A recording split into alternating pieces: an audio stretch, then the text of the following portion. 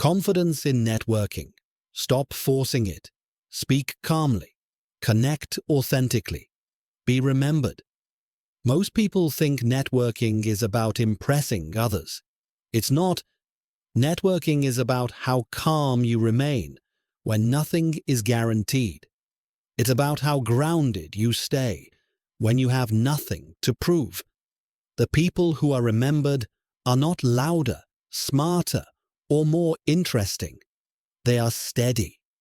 In this audiobook, you will learn how to speak calmly, connect authentically, and leave an impression without chasing approval, without forcing confidence, and without performing.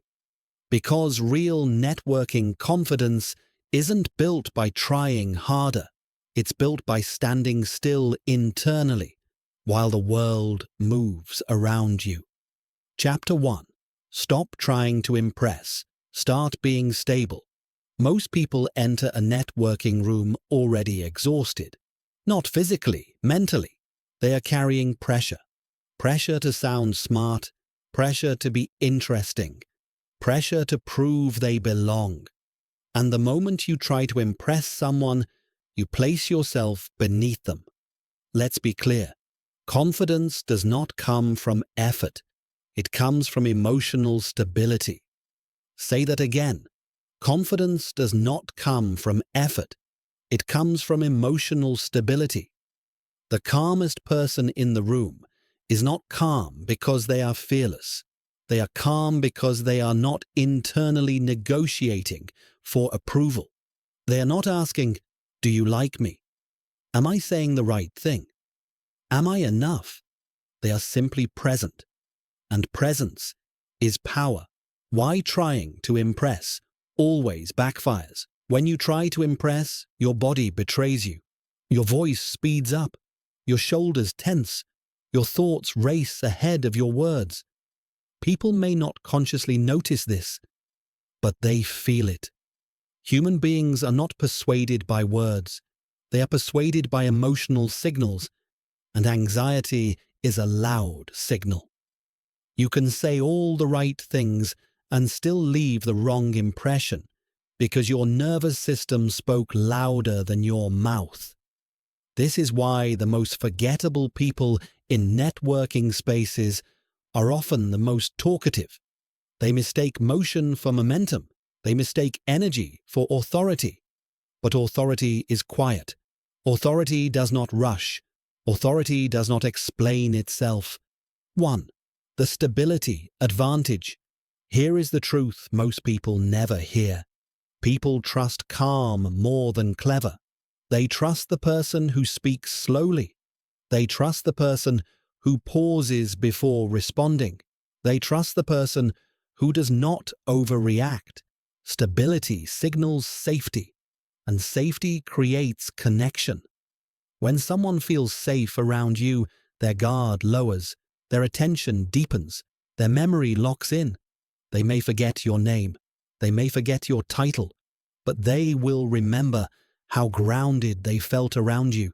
That is networking confidence, not performance, not polish, stability. 2. Stop auditioning. Start standing still. Most networking anxiety comes from one mistake. You think you're being evaluated, so you audition. You sell yourself, you decorate your sentences, you try to earn your place. But confident people are not auditioning. They are selective observers. They are not asking, "How do I impress this person?" They are asking, "Is this conversation worth my energy?" This subtle internal shift changes everything, because the moment you stop chasing validation, your posture changes, your tone settles, your words slow down, and suddenly, without trying, you appear confident, not because you feel confident, but because you are no longer unstable. 3.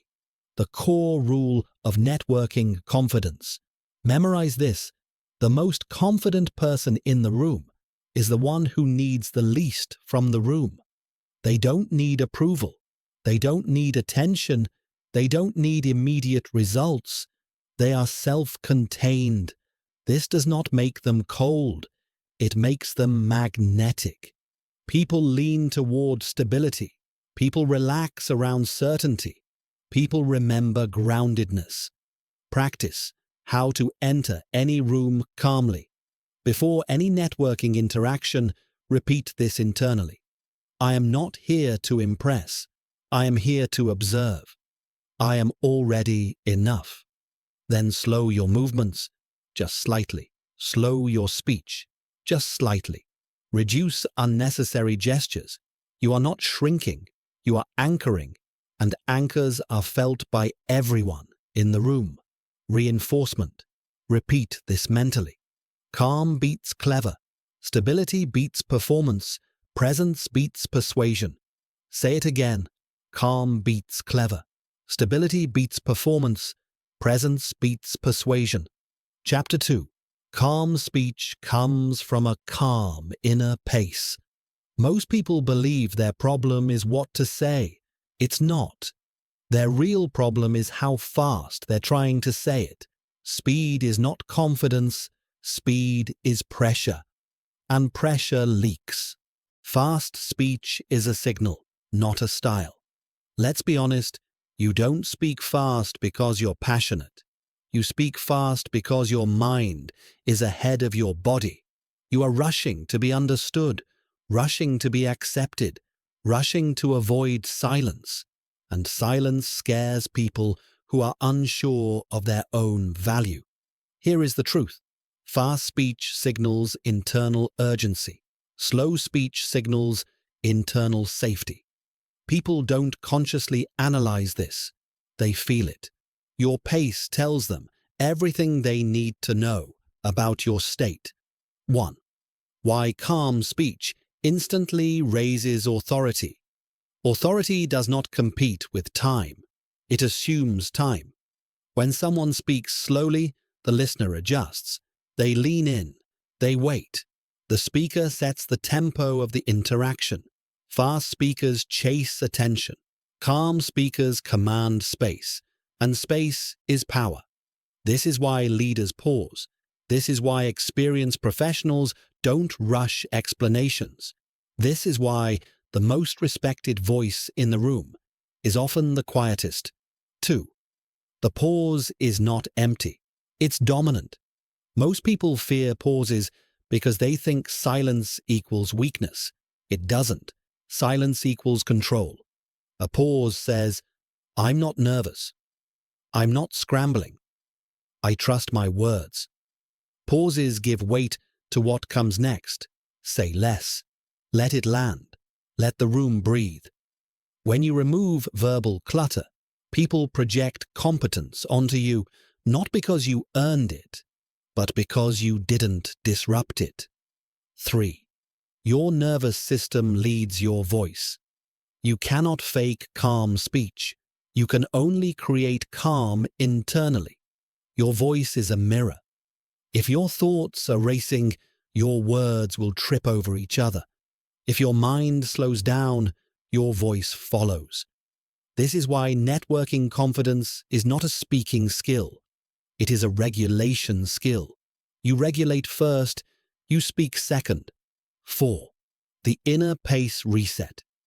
Before you speak, do this internally. Finish your breath. Count one silent beat, then speak. That one beat changes everything. It stops reactivity. It stops rambling. It tells your nervous system, we are not in danger. Calm is contagious. When you slow down, others slow down with you. 5. What calm speech really communicates. When you speak calmly, you are telling people, I'm not trying to convince you. I'm not trying to impress you. I'm comfortable being here. That comfort becomes credibility. People trust voices that don't rush. People remember speakers who don't fill every gap. People relax around those who aren't performing. 6. Repetition for rewiring. Repeat this until it becomes instinct. Slow speech signals safety. Safety creates trust. Trust creates connection. Again, Slow speech signals safety. Safety creates trust. Trust creates connection. Practical application. Use this everywhere. In your next conversation, reduce your speed by 20%. Remove filler words. End sentences cleanly. No apologies. No over-explaining. Let your words arrive fully formed. That alone will separate you from 90% of the room. Chapter 3. Stop performing. Start listening like it matters. Most people think networking is a speaking exercise. It's not. It's a listening test. And most people fail it without realizing they ever took it. 1. Why people feel unseen in conversations. Have you noticed this? You finish speaking, and the other person responds with something that doesn't quite fit. Not because they're rude, because they weren't listening. They were waiting for their turn, waiting to impress, waiting to redirect attention back to themselves. This is performance, and performance kills connection. 2. Listening is not passive, it's dominant. Here's the shift. Listening is not submission. Listening is control. When you listen fully, you slow the conversation down. You remove pressure. You give the other person psychological space, and that space makes them open up. The one who listens sets the emotional tone. The one who rushes to speak loses it. 3. Why deep listeners are remembered. People don't remember conversations. They remember how they felt inside them. When someone feels truly heard, their nervous system relaxes.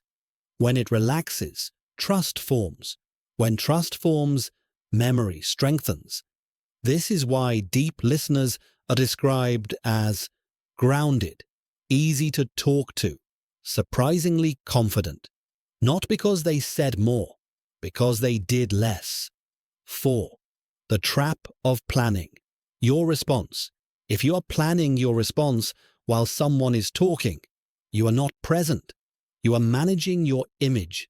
And image management creates tension, internally and externally. People sense divided attention. It makes them pull back. Here is the rule. If you're not fully listening, you are silently competing, and competition has no place in connection. 5. The listening anchor technique. When someone speaks, anchor your attention to one thing, their emotional state, not their words, not their facts. Ask internally, are they excited? Are they guarded? Are they unsure? Respond to that. That is what makes people feel understood. 6. What to say less of immediately. Reduce interruptions, self-references, story matching. These are insecurity habits, not personality traits. You don't need to prove you relate.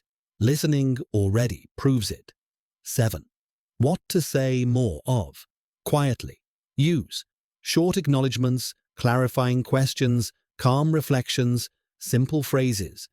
That sounds challenging. Tell me more about that. What mattered most there? Say them slowly.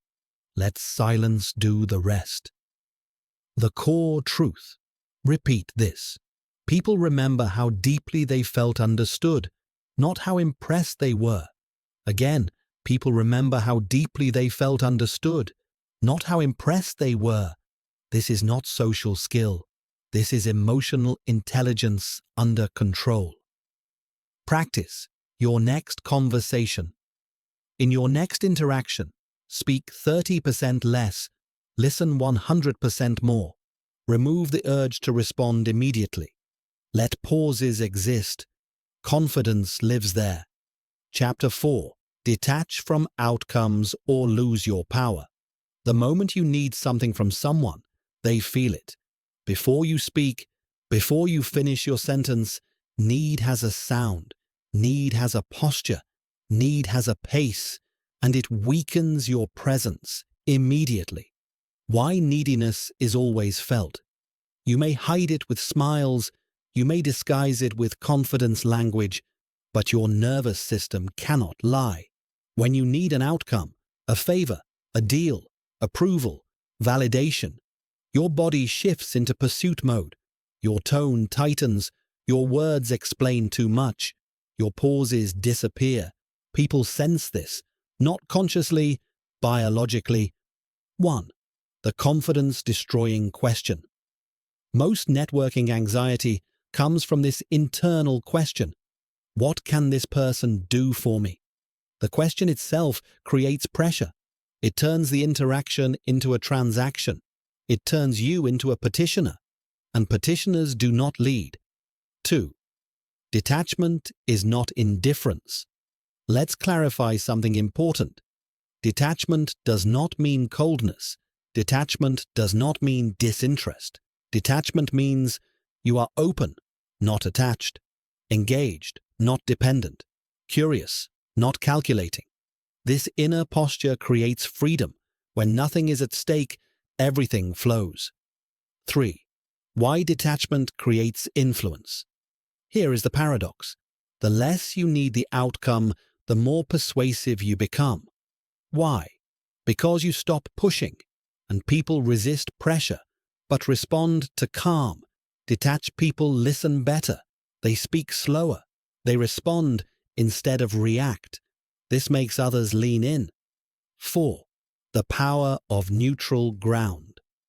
When you release the outcome, you stop overselling. You stop over-explaining. You stop chasing agreement. You meet people on neutral ground. From there, trust forms naturally, and trust opens doors faster than strategy ever will. 5. The inner shift that changes everything. Before any conversation, say this silently. I don't need anything from this moment. I'm here to connect, not extract. Whatever happens is enough. This removes pressure from your voice. It steadies your body, and steady bodies create confident impressions. 6. Real-world example. Subtle but powerful. Think of someone you've met who felt effortless to talk to. They weren't trying to impress you. They weren't steering the conversation. They were present. That presence made you want to help them. Not because they asked, but because they didn't. 7. Reinforcement. Repeat until it sticks. Need repels. Detachment attracts. Calm persuades. Again, need repels. Detachment attracts. Calm persuades. 8. Practice. Release the outcome. In your next networking interaction, let the conversation end naturally. Don't force follow-ups. Don't pitch unless invited. Trust this. When you stop needing the connection strengthens. Chapter 5. Be selective with your energy, not available to everyone. Most people think confidence looks like friendliness. It doesn't. Confidence looks like discernment. It is not who you talk to. It is who you don't feel the need to talk to. 1. Availability is not value. If you are available to everyone, your presence carries no weight. Constant accessibility signals one thing. You are seeking validation through interaction. Confident people are not rude. They are selective, and selectivity creates gravity. 2. Why saying less raises your status. Every unnecessary word lowers perceived authority, not because silence is superior, but because restraint signals self-trust. When you speak only when there is something to add, people assume depth. When you fill space, people sense insecurity. Here is the rule. The less you chase attention, the more attention finds you. 3. Oversharing is a control issue. Oversharing is not openness. It is an attempt to control perception. It says, please understand me. Please accept me. Confidence does not plead. Confidence reveals slowly. And what unfolds slowly is valued more deeply. 4. How selective energy changes conversations. When you are selective, You listen more than you speak. You exit conversations cleanly. You don't linger to be liked. This does not create distance. It creates respect. People respect boundaries. They didn't have to negotiate. 5. The clean exit principle. Ending conversations well is a power move. No apologies, no explanations. Simple, calm, grounded. Good talking with you. Let's continue this another time. Then leave. This leaves a psychological echo. 6. Repetition for identity shift. Repeat this internally. I don't need to be everywhere. I don't need to be liked by everyone. I choose where my energy goes. Again, I don't need to be everywhere. I don't need to be liked by everyone. I choose where my energy goes. 7. Why selectivity feels uncomfortable at first? Because it removes familiar coping mechanisms. You are no longer using friendliness as armor. You are no longer using conversation to soothe insecurity. This discomfort is growth. Stay with it. 8. Practice. Raise your value quietly. In your next networking event, speak less. Leave earlier. Choose depth over volume. You are not withdrawing. You are refining. You don't need to connect with everyone. You need to connect clearly. Chapter 6. Be remembered by how you made people feel around you. Most people try to be memorable by being impressive. That rarely works, because memory doesn't store words. Memory stores emotional states. People forget details. They forget names. They forget titles. But they never forget how they felt in your presence. 1. The emotional aftertaste principle.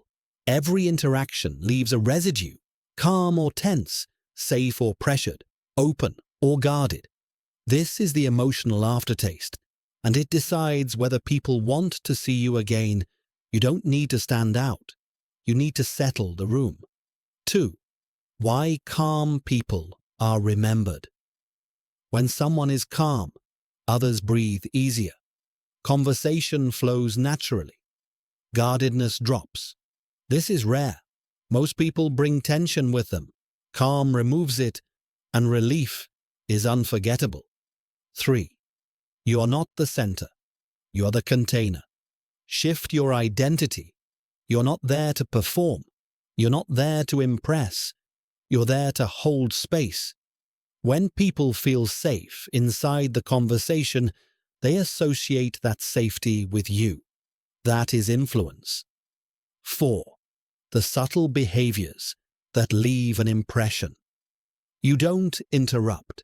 You don't rush endings. You don't force closeness. You let conversations arrive and leave naturally. This communicates confidence without effort. 5. Why trying to be remembered backfires. Trying creates tension. Tension pushes people away. When you let go of being remembered, you become memorable. This is the final paradox of confidence. 6. Reinforcement. Final time. Your presence is your reputation. Long before your name is remembered again. Your presence is your reputation. Long before your name is remembered. 7. Practice. Leave calm behind you. In your next interaction, slow down the ending. Make eye contact. Exit without urgency. Let people feel settled when you leave. That feeling will return you to their mind. Closing. Networking confidence is not about being bold. It is about being unshaken. You don't need better lines. You need a slower pace. You don't need approval. You need self-containment. When you speak calmly, people listen. When you listen fully, people open up. When you stop forcing connection, connection finds you. From this moment forward, your challenge is simple. In your next conversation, slow down your speech. Release the outcome. Listen without planning your response. Do this consistently. and you will not need to announce your confidence. It will be felt, and people will remember you without you ever trying to be remembered.